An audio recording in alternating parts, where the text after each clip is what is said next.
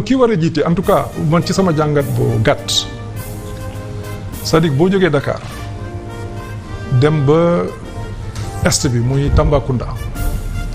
nga jógee Matam dem ba Ziguinchor wala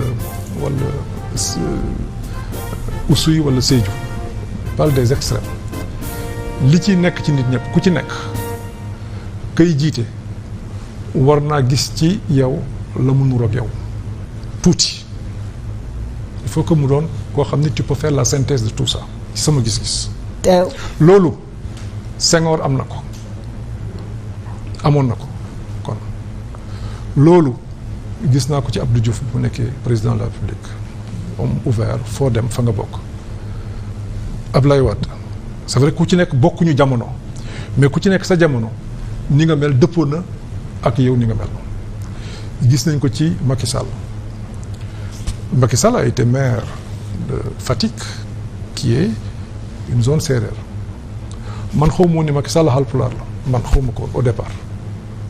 dama foog ni c'est une foog naa ni immigration boo xam ni ça date de plusieurs générations mooy comme waa Kër Maba Jaxu yi nga xam ne nee nañu Fuuta la ñu jógee c'est sur plusieurs générations donc mënatu leen boole foofu Macky Sall c'est cette synthèse et loolu moo tax il a réussi ce qu'il a. On disait en 2012